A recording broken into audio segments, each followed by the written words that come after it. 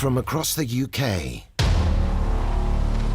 32 up-and-coming chefs are putting their reputations on the line in a battle to become professional MasterChef champion.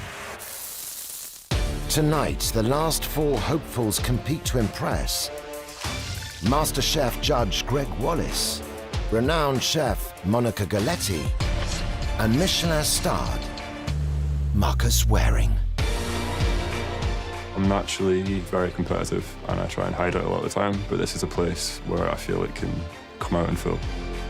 I'm still nervous, but I will be on fire later. My sort of ethos is hit and hope most of the time, which usually lands on its feet, so that's good. And that's how I'm going to approach this. Being here doesn't really feel real yet. Obviously, it'll be a little bit more real there when the judges are staring right at you. Who has got the talent to rise to the top? It's time to discover our next culinary superstar.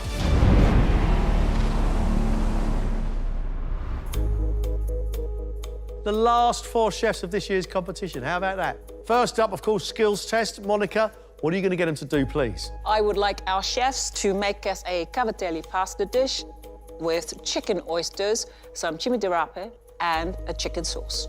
Cavatelli is made by hand. What shape is it then? Like a little shell, pasta shells, you know, it means a little cave. The chicken oysters, that's the cook's little present, because you only get 2 of them, don't you? Prise them out with your thumb, if you know where to find them, underneath the chicken, just before the legs. Right. Monica, 20 minutes, put it together, please. The pasta dough is pre-made for our chefs. The first thing is to make these little logs like this. These are quite small and we want enough for a portion. Cut the pasta this same size. At the moment, they look like little gnocchi. And you just sort of push it away from you. Brilliant! That looks like a little clamshell. So this board has little ridges on it, so if they can't do it with the fingers, they can sort of just push it up there, and that's an easier way to do it. Yay! I'm going to cook off my chicken oysters. There's always a fight in our household because there's 3 of us and there's 2 oysters on the chicken. Gently colour the chicken oysters, seal them off. I'm adding my chopped shallots. A little bit of garlic. And I've just deglazed it with a touch of wine. In goes my pesto. Once the cookery starts, it's not going to take long to cook the oysters, doesn't take long to cook the pasta. No, this will literally be minutes. So I've reduced the wine down. Touch of Madeira in there, letting that reduce down as well. Touch of stock. Wow. You'll see the pasta starts to float to the top. It means they're cooked. I'm also making a little garnish of the Parmesan, just a little twill or a little crisp to go on my pasta. They don't have to make that. They'll probably just grate it over the top, completely up to our chefs. The last thing I'm going to do is prepare our chimichurri. Rapeseed oil, that is the top of the plant. It's beautiful, it's bitter, it's a cross between a light cabbage and a chicory. So I'm just wilting the greens into the sauce. Beautiful. It's a one-pot wonder, isn't it, really? It's all about the process. Flavour on top of flavour on top of flavour, but it's understanding how to work them. It's a bowl of pasta. It's more than that. Can't go wrong with a little bit of Parmesan, I think, on your pasta. Hey, look at that. And there we have it, guys. My cavatelli pasta with chicken oysters, chimichurri, and a chicken sauce to go with it. Well, you know me, I love the food of Italy. I think that's a beautiful dish. I hope our chefs can work it out. Pasta making, I think, is essential skills. I think what's interesting is that there's no rolling pin. Without the rolling pin, it does sort of point towards the method that you use. Marcus, you are going to watch the making of the cavatelli from your own little telly, and we will have you back here for the tasting, right? I'm going to be watching this very closely. Come on, I'm looking forward to this. Let's get them in. Let's do it. Here we go, the last heats. First to face Monica's skills test is 29-year-old Lindsay. He grew up in Scotland, but is now chef patron of a restaurant in Newcastle. During lockdown, I started doing some Sunday lunch takeaways from home, then proceeded to evolve into doing pop-ups. Got great traction, kind of unexpected, built up a little bit of money and managed to find our own place, which we opened last year. My food style is definitely creative. I'm trying to come up with something I've never seen before to keep it interesting. Dreams to try and get a start. Hopeful for the next couple of years that's something that could be attainable.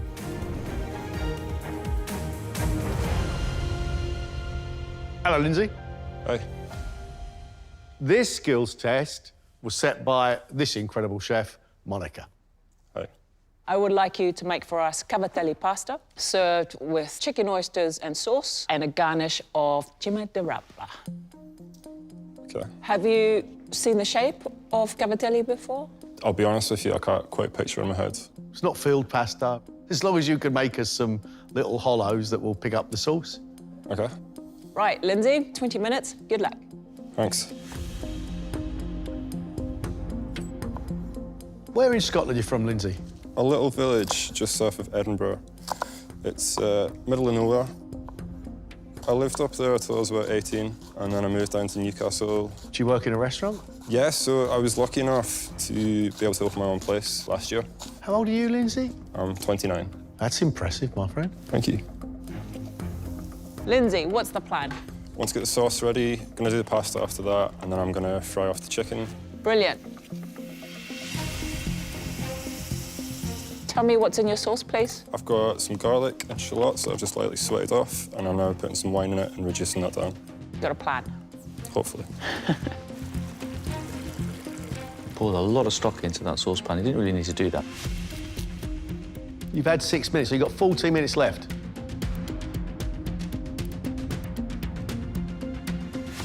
So your own restaurant before you're 30. So what's the next stage of your ambitious life plan? Things changed slightly. I had a little boy 3 months ago now. Congratulations. So now it's just a way of finding a nice life balance in between running a restaurant and being able to spend some time with my kid.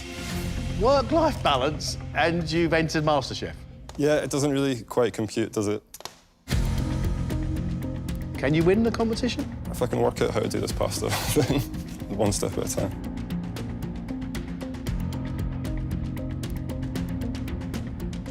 He's getting the little dents, but then he's sort of flattening them out by touching it again afterwards. He just needs to do it all in one go on the board.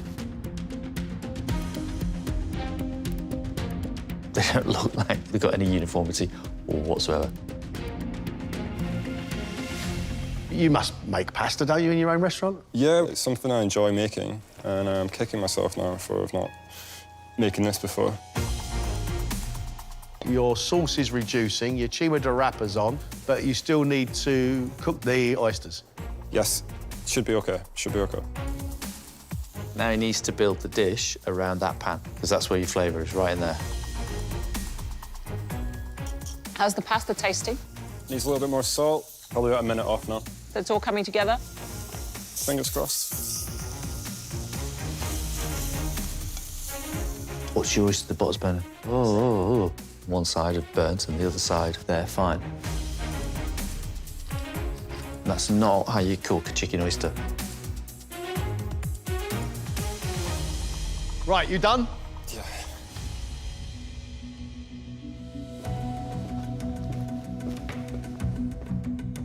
Hi, Lindsay, how are you? Good, thanks, sorry. That was a good watch until the last 5 minutes. Yeah, But you got it done, though. Well done. thanks.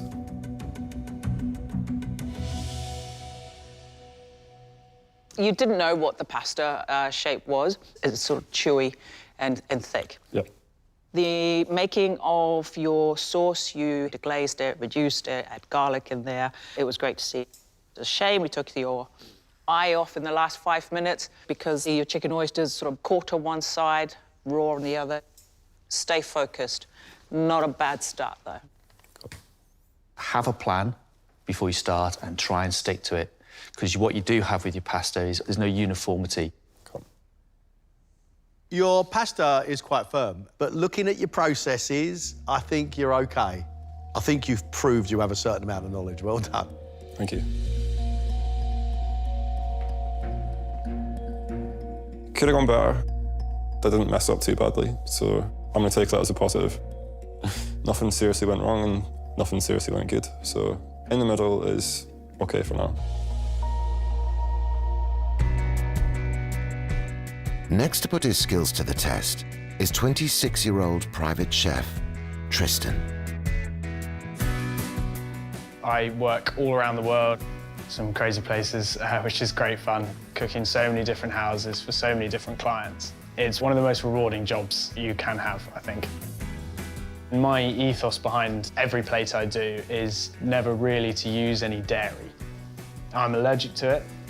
I may use it in things that I have to. I feel there are more delicate flavours to be had from not using any dairy. The dream for me is to have my own restaurant, cooking my own food, hopefully back up in my home in Norfolk. I feel like MasterChef is the next step, pushing towards my end goal. How are you, Tristan? Yeah, very, very well, thank you. Heartbeat's going, but as always. I would like you to make for us cavatelli pasta with chicken oysters cooked with the sauce and some cime di rape. Perfect, thank you. How does cavatelli sound for you? I've heard of it, I've never made it before, but I think I'll just use an instinct and hope that I can get there. That's all we can hope for. We are aware of your dairy intolerance. We've taken the butter and the cheese away. Thank you, that's very kind. So you've just got the olive oil? Thank you. Tristan, 20 minutes. Good luck. Good knife skills. Look at that. Where are you from, Tristan? Where were you brought up? So I'm from West Norfolk, a little bit south of Kings Lynn, if you know it. Sort of seaside town. We're farmers there. Is this where your love of food comes from? Yes, yeah, massively so. I think all the produce up there, the seafood especially, definitely where my love comes from, for sure. So what's your ambition now? Really to have a restaurant up in Norfolk. So, Tristan, what's the plan? Getting a sauce on, so chicken's gonna go in, deglaze it, get some flavour into it, make sure it's cooked, move on to the pasta, get that cut, and then I'm gonna move on to the last element, just blanch that and toss it over for some little garnish. Tristan, that sounds like a very decent plan to me. I hope so. I've brought my own cheese to add later. Good.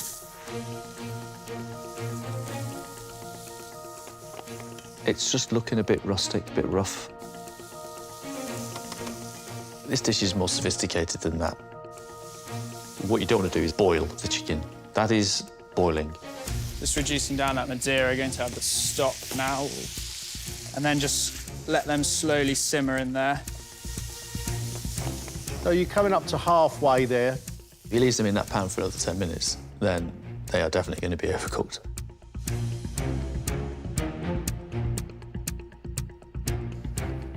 That's good. Nice and thin.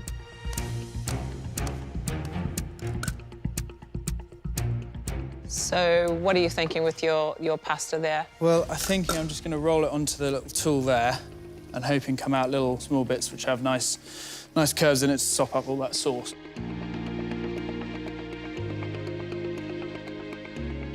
Not what Monica did, but he's got unity there, he's got uniformity, which is good.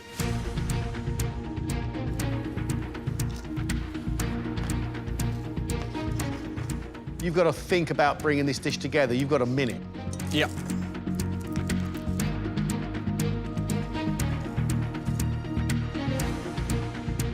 It would have been better getting into the pan and wrapping everything together.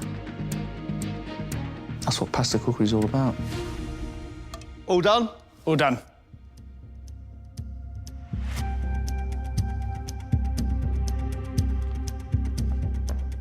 That was going OK until you started to plate up. Oh, no. I hope it tastes better than it looks.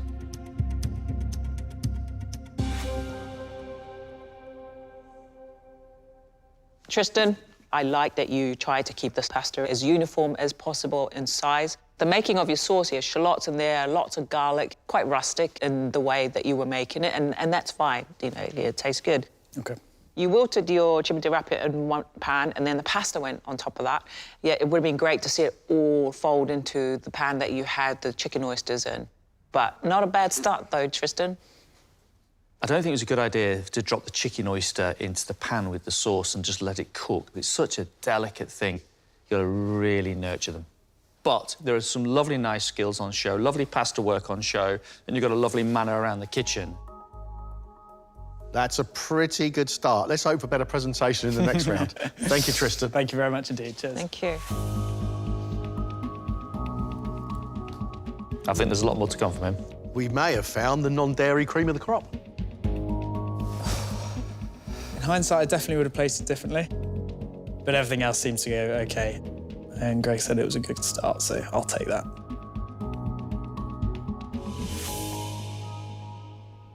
The last skills test of this year's competition. Make it a good one. Marcus, what we got?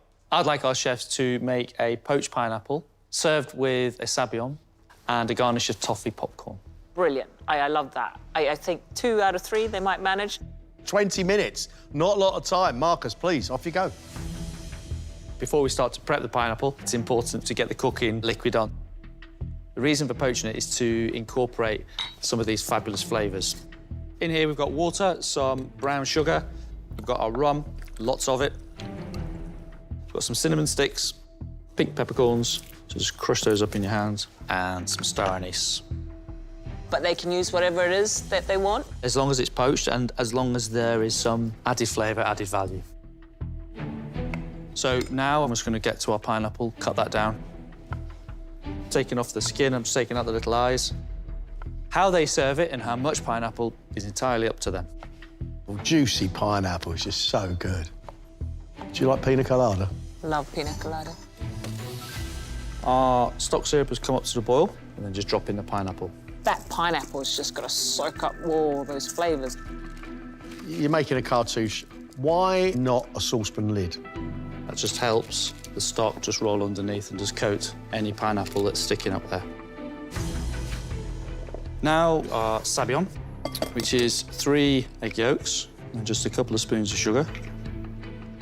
Sabayon, is it a standard bit of the curriculum for a chef? I think it's a little bit more specialist because the sabayon lends itself to the base of quite a few desserts, various different parfaits, different glazes, different dishes. I agree. It can be folded into mousses or into ganache, for example. Sabayon can be any flavour, can't it? Absolutely. You can add, you know, whatever liqueur you want to it. Some almond liqueur there. You can see Marcus is controlling the heat. It's really important. And if they walk away from there, it will start to scramble. Right, ribbon stage. You know when you get to ribbon stage, just lift up your whisk and you get little ribbons sitting on top. Hey! Now, popcorn. I'm just going to put some of these kernels into the dry pan. Lid on. Every now and again, just give them a shake. You don't want to catch too much on the bottom. I love this when you're showing kids. They can just go, it just makes you laugh. Marcus, I've never seen you so happy. When you say the kids enjoy it, Marcus, do you mean kids with beards? Look at them. Now onto the toffee, of which the popcorn will go into, which is butter, brown sugar, and a very good, generous glug of golden syrup.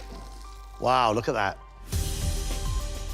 You don't probe the temperature there, you just do it by eye. Yeah, that's it. You're looking for the caramel to look really thick. The colour's not going to change much unless it's burnt. You just keep whisking it because you don't want it to split. You start to see it's getting thicker and thicker and thicker. And then just put in our popcorn. And there we have toffee popcorn. Lovely. And then we're pretty much ready to go. Pineapple, rum, sugar, that's the Caribbean. Love the glaze of the sabayon. It's an extra treat, isn't it? Bit of fun on the plate. And then we've got some little popcorn shoots here too. Poached pineapple, served with a sabayon and a garnish of toffee popcorn. That's fabulous. Come on. That looks amazing. God blimey. That is one boozy pineapple. Not half. Yeah, it's for mums and dads. Wow. It's always good to end up on a bit of fun. It's a beautiful, beautiful dessert, But it's going to take quite a bit of skill to put that together, though. I think the poaching, they can do. The sabayon, they might not know so well, but they can try and figure it out that it needs to be cooked on a bain-marie. And popcorn, it might not be exactly like you've made it, but they could do a caramel and put the popcorn through that as well. Yeah.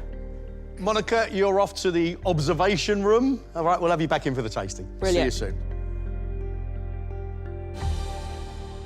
The last group of chefs, Marcus. Come on, let's get them in. Yep, let's do it. First to tackle Marcus's skills test is Tom, Hello. a 24-year-old sous chef who works in a luxury hotel in Sussex. You all right? I'm all right.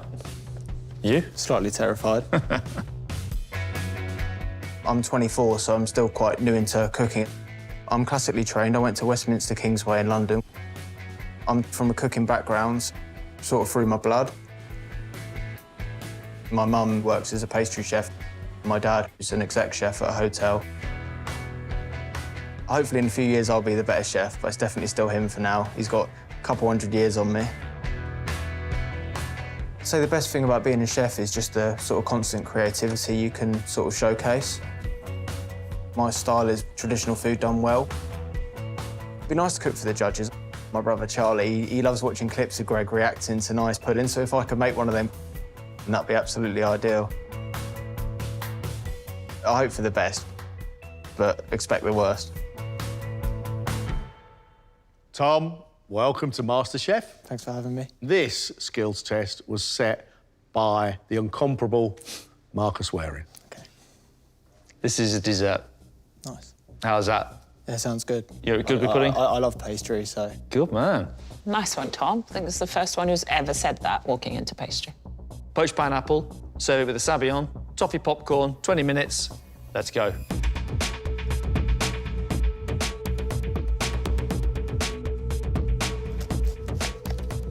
Tom, what's your plan? I'm just getting the poaching liquid on. OK. Muscovado sugar. Nice mix of rum, spices in there.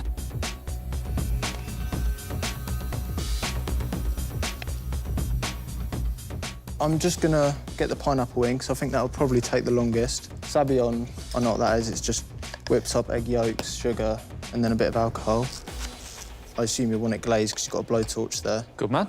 So Tom knows what a sabayon is. I'm really liking the sound of his plan. His pineapple is poaching.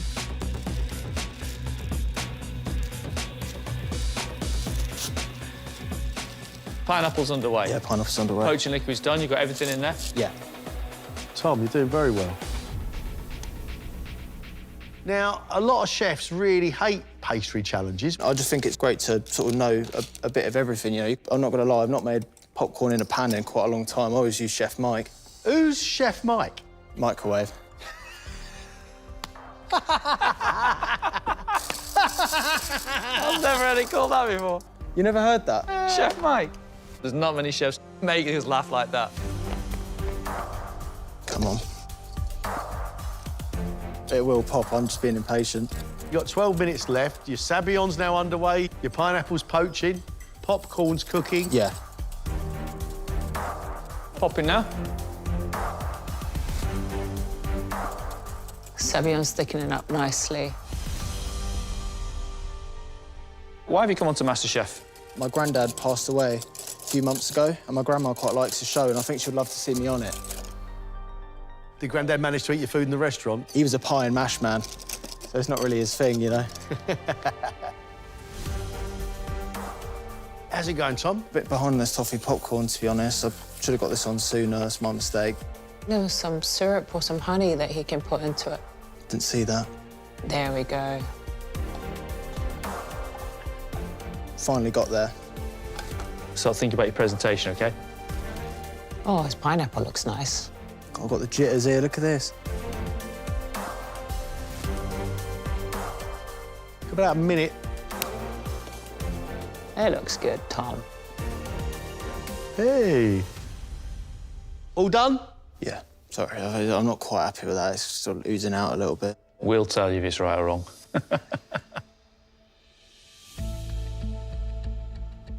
Hello. Tom, that was a good start. You think? Didn't feel it. You need to be a little bit kinder to yourself. Okay. We'll tell you when it's going bad. Okay, yeah.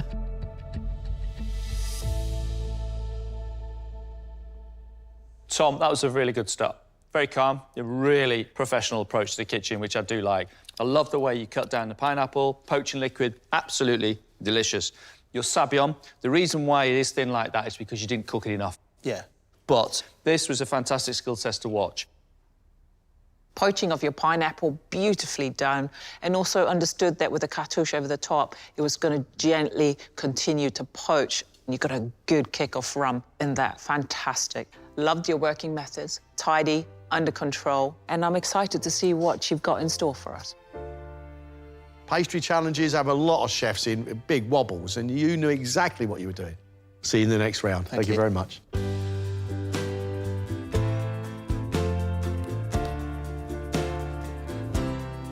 Considering it's my first time in there, like, cooking, and I had all those eyes over me, I'm pretty happy, like 70% happy. Last to face Marcus's skills test Hello, chefs. is 29-year-old Elin. She's a chef de partie in a central London restaurant. I'm from Taiwan. My hometown is the oldest city and with a lot of lovely street foods. I work in the restaurant in 5-star luxury hotel. We focus on British classics such as handmade pies. We do all the dough by ourselves. I major in biology, but I found my passion in cooking and baking. So I like my life now.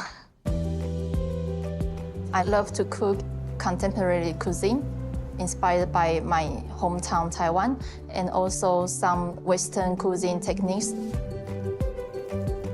I'm doing the MasterChef because I can show my family how I learned from my work in Europe. I hope there's a good skill test for me, and I will try my best. Elin, welcome to MasterChef.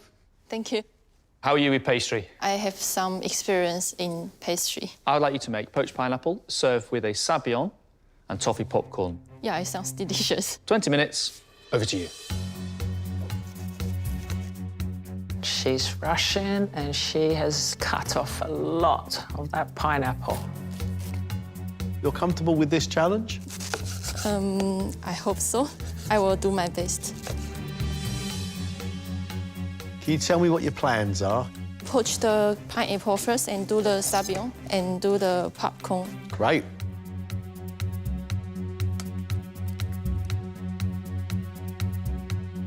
She's got everything going on at the same time.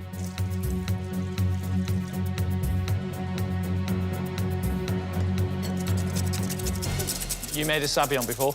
Yeah, but long time ago. What have you got in there? Just egg yolks? Yeah, egg yolk and with until ribbon stage. She hasn't got any sugar in those egg yolks. They're going to scramble. She's used the roll pan. You have to put a tray or something on that popcorn. Is there lids for this? Yeah, the pan for the popcorn was the one that you've got your poaching liquid in. That's what the lid was for. There. Yes. 7 minutes gone. You're whisking up the yolk for your sabayon. You got the pineapple poaching. You got your popcorn on. And this is for sabayons. No. You've used the butter for your toffee Yeah. in with your kernels. Yes. We're going to grab you some more butter for your toffee sauce, OK? Okay, thank you. You okay? Yeah. Feeling the pressure? Yes. Did you always want to be a chef? Before, I was majoring in biology and study with cancer research. What? You were studying medicine? Yes. You're amazing. So how long have you been a chef? 2 years. Just 2 years. Yes, I graduated from culinary school in 2019. What do your family think of you becoming a chef when you've studied biology and you've worked in medicine? My mom always supports me, and my father, he changed a lot. At the beginning, he didn't like me to do this, but now he's very proud of me. Good. Oh. Right, we're underway. Well, the toffee looks good, but the popcorn needs to be ready now. Just remember, it's toffee popcorn, OK? Yes. So you got to wrap the popcorn with toffee. Okay.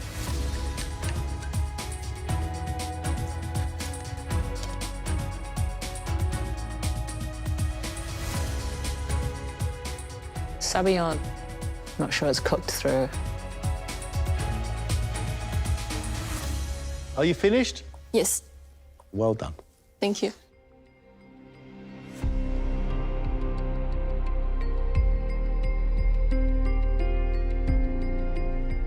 Oh.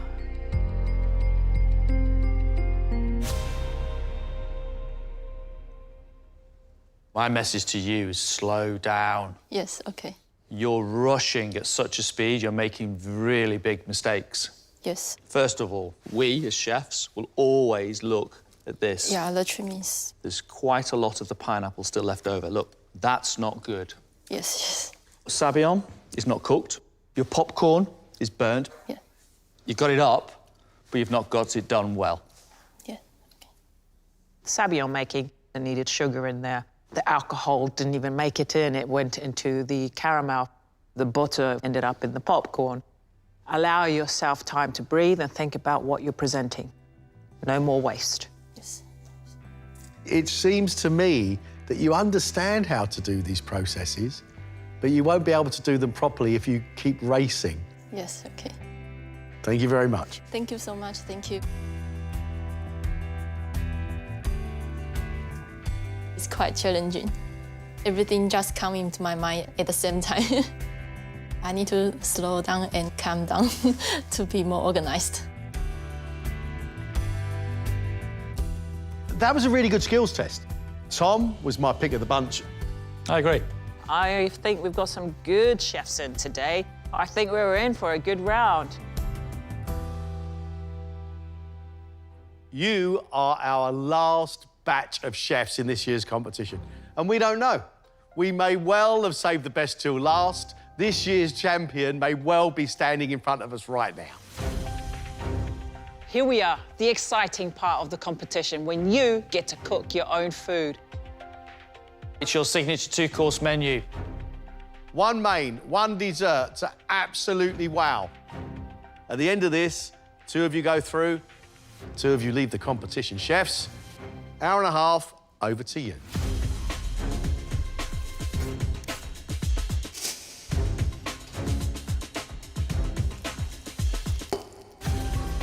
I think I've started with a good base. Wasn't amazing, but it wasn't rubbish. I think the judge's impression of me is I'm slightly uncut diamond almost, where you've just got something that's not quite there yet, which I agree with completely. Tristan, you got off to a good start. What's your menu, please, chef? My menu today is wild garlic wrapped quail breast with charred pear, little quail bone jus. And for pudding, I've got a twice risen donut, some elderflower poached strawberries, which are in a Saint-Germain liquor, with a basil and lime meringue sorbet. Why do you want to do a donut? Because I love them. I think they're slightly underrated. I think you can really do something really cool with donuts, and they're slightly sort of underrated in the fine dining scene, is my view on it. Talk to me about your sorbet. You said basil, lime, Basil and meringue. lime meringue. So it's a French meringue, which is whipped really, really stiff. Basil and lime juice all whipped through it, and it's served basically frozen. I don't know if you've heard of it. I believe I sort of randomly made it up. Tristan's menu sounds delicious. Wild garlic quail ballantine. So he's taking the breast, wrapping that in garlic leaves, gently poached, so it's going to be very, very delicate in flavour. Quail egg yolk that is curing with the salt has to be timed just right. You don't want the quail eggs to be over-seasoned. The garnish is asparagus and morels, ingredients that work wonderfully together. These are charred pears with a little bit of sherry vinegar. I'm just going to blowtorch them ever so slightly. Sounds like a great dish, but it's all about getting the balance and, of course, the execution of the different parts of the quail that he's using. Yeah, just searing them off and then popping them in the oven just to get a little bit of colour on the bottom. He's desserts. He's doing donuts because he wants to serve something that he enjoys. You can't not love a donut. He's making a dough, he's rising it, knocking it back, and then letting it rise again. I actually look at a donut as a piece of batter. I think it's what you put with it that counts. An elderflower liqueur, which is poaching the strawberries in, that will be delicious. We have a basil and lime French meringue, which he's freezing. Way too much lime zest in there. He's calling it a sorbet, but it's not really a sorbet. There's no syrup going in this. I don't think I've had that before. We're getting there.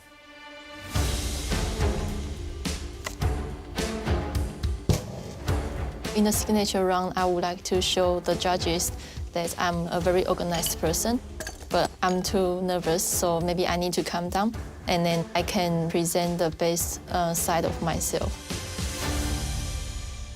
Elin, a bit more settled now? You're cooking your own menu? Yeah, I'm more confident now. Good to see. Tell us, what are your two dishes? So the main course is Taiwanese beef noodle consomme.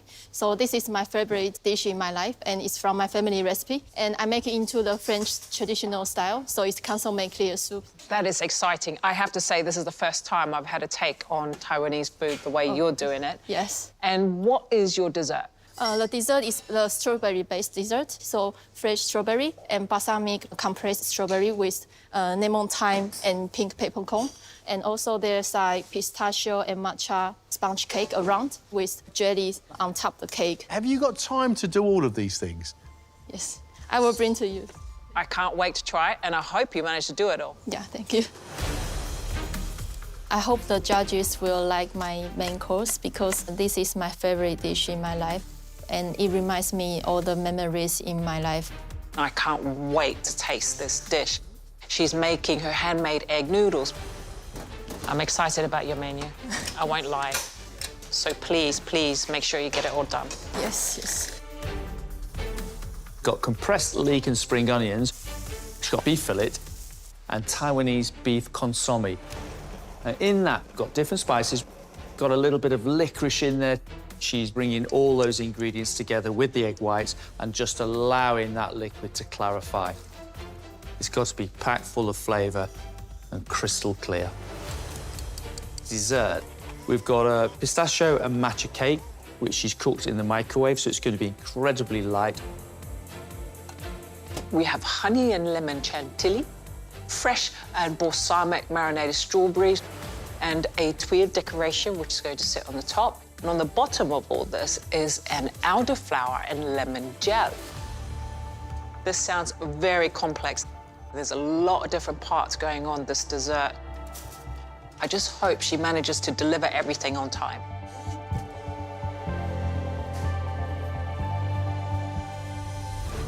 I don't think the judges have seen me at my best yet, but the motivation is now there to show them in the signature dish that I can do a lot better.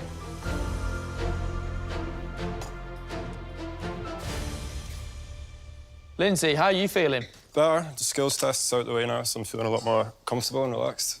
Right, what are you cooking? For the main course, stone bass with asparagus, mussel sauce, dill oil, and then for dessert, I'm doing a set custard with poached rhubarb, macerated rhubarb, shortbread on the side, and a rhubarb consomme as well, split with a tangerine marigold oil. Set custard, so is it literally custard? Literally custard. Did you say tangerine marigold? Yeah. This has got like a really nice citrus, orangey taste to it. For me, it works really well with rhubarb. What are you hoping to demonstrate through these dishes? Just to get through this round is all I'm seeing it as. I just want to take one round at a time and, yeah, hopefully not mess anything up.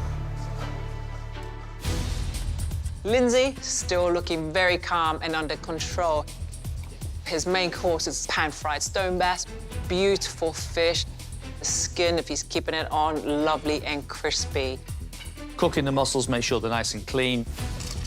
Using that stock to make that lovely mussel sauce. It's going to be split with dill oil. Dill oil, beautiful and flavoursome, nice and green.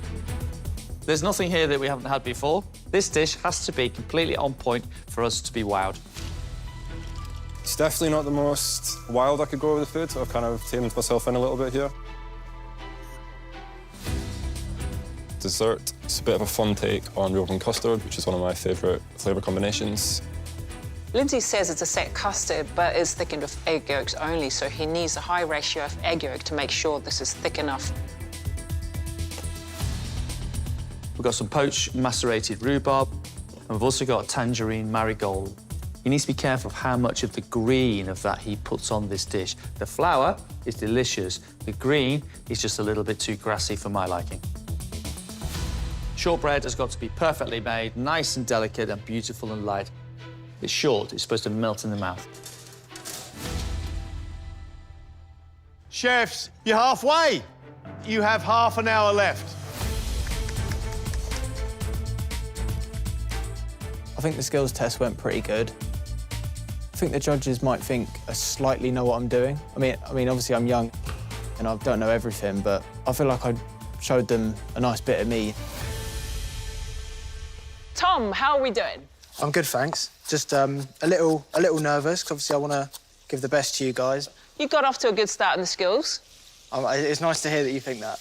Tom, tell us about your menu. So I've got a seared lamb loin with lamb tartare, broccoli puree, a lamb sauce, sheep's curd, and then strawberry tart with like a cream cheese base, and then I'm just finishing it with a yoghurt parfait on top.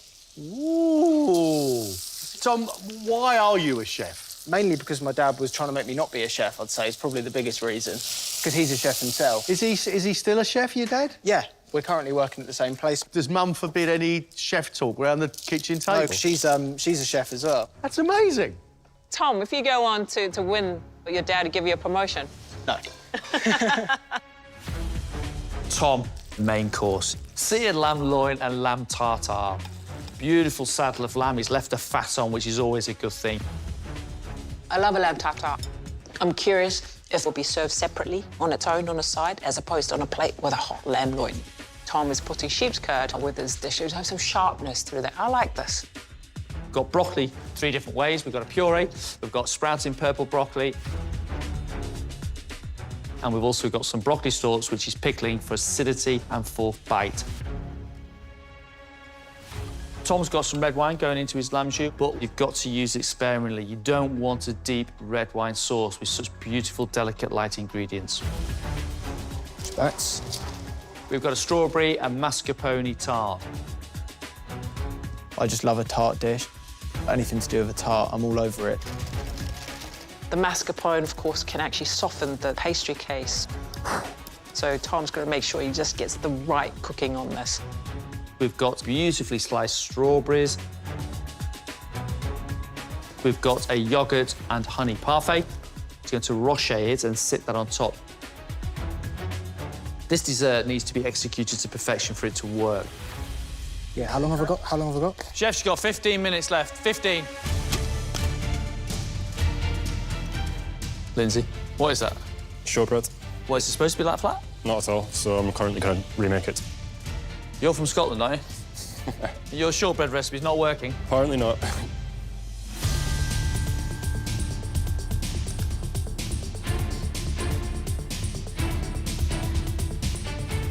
Good beef. I love beef. I love beef. Got the shakes a bit, but I'm all right. You're all right. Just got to carve the meat, but I'm going to try and leave that as last minute as I can. This is the last one. Oh, OK. All right. How long have I got? Got about 6 or 7 minutes left. Yeah. Yeah, tight. Make sure you don't run out of time, OK? Come on. Strawberry to plate up.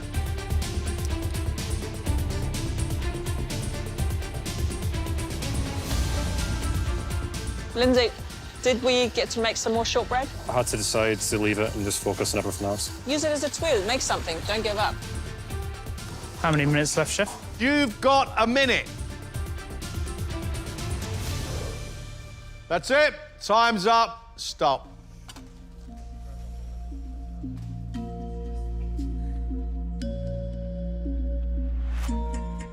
For his signature main, private chef Tristan has cooked quail breast, wrapped in wild garlic, poached asparagus tips, sautéed morel mushrooms, charred pear, crispy quail skin, and a quail bone choux.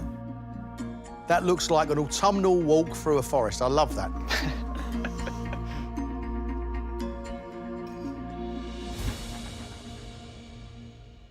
Quail, I love that idea. Taking the breast off, wrapping it in the garlic leaf, great idea. I've not seen that before. I really enjoyed that. Thank you. Tristan, the pear, the way you've used it and cleverly sat the confit quail yolk on it. So you have the saltiness with the slight sweetness of that pear, and it's just going off. Good start, Tristan. Looks really smart, and there are little, elegant, beautiful pieces of deliciousness across this plate. Your sauce has got meatiness and a little bit of saltiness, and it feels like half a ton of butter's been put in there. It's absolutely delightful. What can I say, Tristan? That's a great dish. Thank you. Tristan's dessert is a twice-risen donut, elderflower marinated strawberries, salted pistachio crumb, basil cress, and a basil and lime meringue sorbet.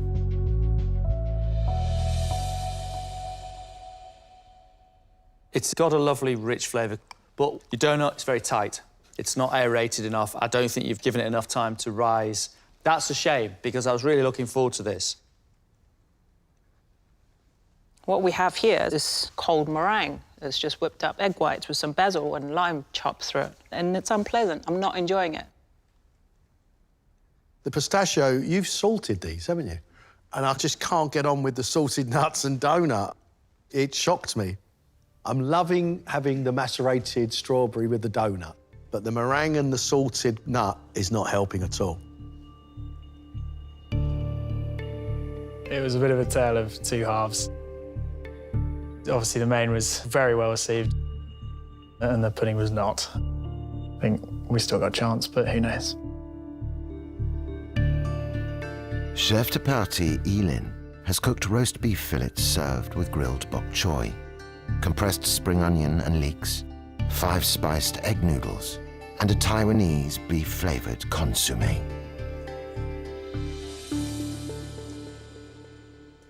The beef is lovely and pink with a little bit of seasoning. And because you've charred the bok choy, there's a slight bitterness that comes with all that crunch. I'm really enjoying this. I think these noodles, this beef and this bok choy need a much bigger flavoured broth.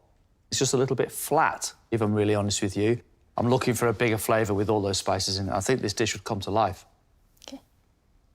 I would like to taste more of the spices that were used in it.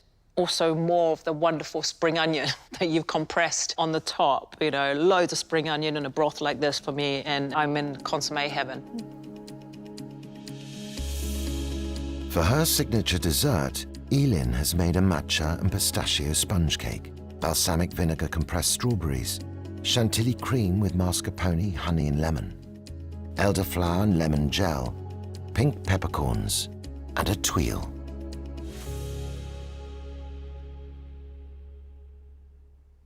Elin, I like the ideas that you're trying to bring to your dessert, but I think the issue is the execution.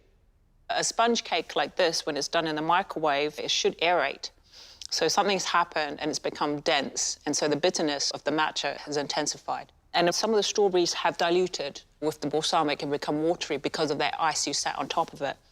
The elderflower and lime jelly, I like the flavors of it. However, the texture is too thick, it's too dense. You haven't got the texture of the sponge right, you haven't got the texture of the jelly right. It's a shame, because I like what you're thinking, but there's just another idea, and another idea, and another idea, and another idea, and it just keeps going on and on and on. And so you don't really know what it is. I'm sorry, I'm not enjoying this.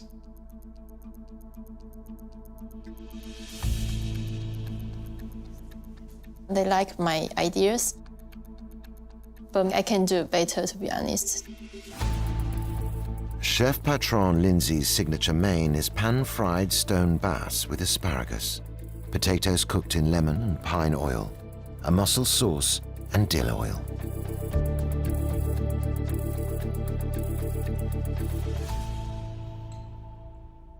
You have a good touch. Everything is nicely cooked. The Jersey potato is cooked all the way through. The mussels are sweet. The asparagus still has a little bit of give to it. It's a very small dish for me, but I can't question your cooking, and it tastes great. Thank you. The sauce is beautifully made, really nice. Love the flavour of the mussel, love the dill oil. Everything about this dish is cooked just right and very, very tasty. It's a good start, it's a solid start, but I am going to need some bells and whistles somewhere down the line. Cool. The stone bass has been cooked beautifully. The little pieces of potato and the mussels are well executed. What it shows to me is a strong chef who hasn't overcomplicated anything. What else you have up your sleeve? Well, if you go through, we'll find out, won't we? Thank you. Lindsay's dessert is a set custard, served with poached rhubarb, a shortbread tuile, and a rhubarb consommé split with tangerine marigold oil. Is this supposed to be set? Yeah, it's looking a bit runny. Look, it's not set, but it does taste good. It's rich, it's full of vanilla, but it needs more rhubarb in there. The consommé is a really nice, sharp rhubarb flavour, but I don't get any of the flavour of the herb. I'm not sure what it's showing me about you, other than you can make great custard.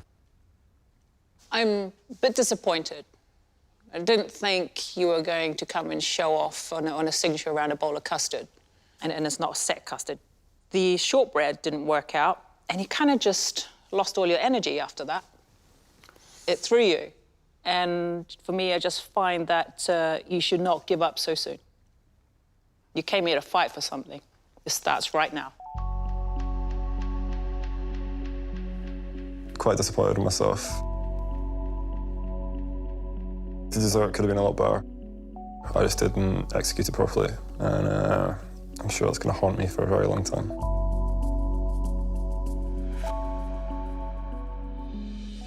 Finally, it's sous chef Tom. His signature main is seared lamb loin. Lamb tartare wrapped in pickled broccoli stem, broccoli puree, purple sprouting broccoli, sheep curd, and a lamb sauce. I think this looks great. Very smart. Thank you.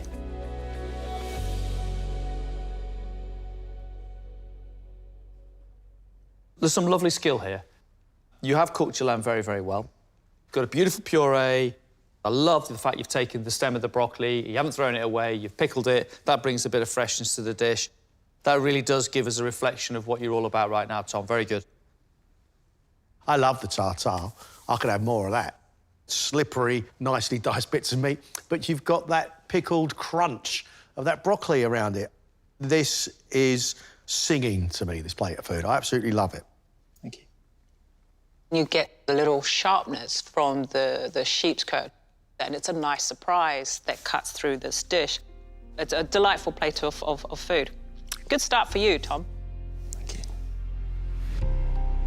Tom's dessert is a strawberry tart, white balsamic strawberries, mascarpone cream, and a honey and yogurt parfait.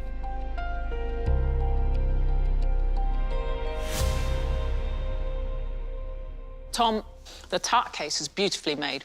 It's crisp, it's just falling apart. I like that it hasn't gone too soggy with the mix of strawberries that you have in there and then the mascarpone cream as well.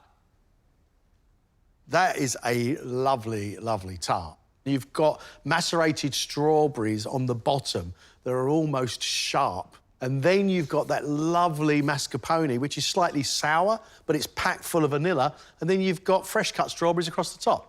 That's a lovely, lovely tart. The quantity of cream and indulgence on this is perfect for me. Your pastry making is spot on. The jam at the bottom is fresh and tangy. Thank you. I think this is great. Thank you. Well done.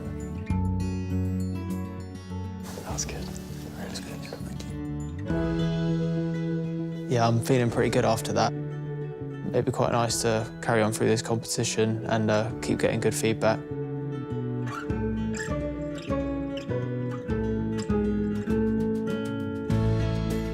We had a good skills test, OK? Our expectation was high. We were expecting great dishes, and we did get great dishes.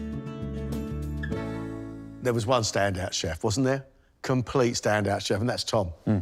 Absolutely smashed a main, came in here and gave a very, very good dessert as well. I think he definitely deserves a place in our next round. Absolutely. Tom is the strongest chef of the four. On reading Ellen's menu, it sounded really exciting. It just didn't pack the excitement that I'd hoped it would deliver.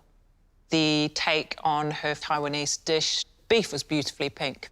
But I'd have enjoyed a bigger flavour of spice through that beef broth. Now, the dessert for me just didn't work on all fronts. It was lots of individual things that just weren't singing with each other. So Elin leaves the competition. That means we've now got a really tough decision, I think, between Lindsay and Tristan. got two chefs here who have got real talent and skill.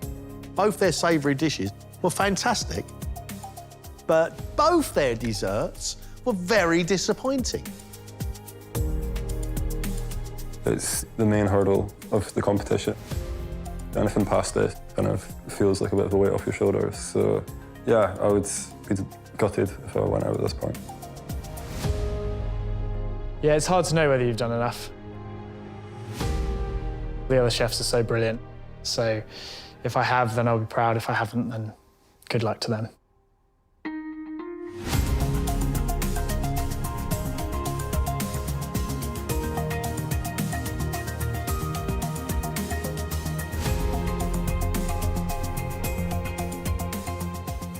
The first chef leaving the competition is Elin. Nice to have met you. Thank you. Thank you. It's maybe the toughest day in my career so far. Disappointed, but I thought I can do better, but maybe I need some more experience.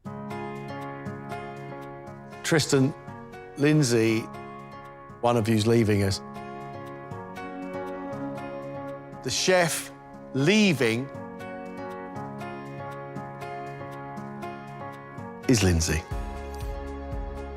Lindsay, that was the tightest of margins. You can leave here with your head held high, mate. Cheers. I'm disappointed, obviously. I didn't push myself enough. Yeah, I just came at this with a total wrong approach, and yeah, just got myself to blame. When I go home, I'm looking forward to seeing Ollie Boy. I've missed him the last couple of days. Well done, the pair of you. All right, that was quality. It was nerve-wracking, awesome, and just relief in the end. I know I didn't produce my best, so I think I need to understand the judges' comments a bit, learn on them, and not produce that pudding again. Cooking under this sort of pressure is tough. I'm still feeling a little bit nervous going into future rounds, but I signed up for this. And I just want to sort of get as far as I can, give it my best. Next time, it's the last of the quarter-finals. Come on. And this week's strongest chefs return to face 2 tough challenges. There's nothing about this dish that I can fault. Only the best will make it through to knockout week. This is so freaking clever. You just can't stop eating it.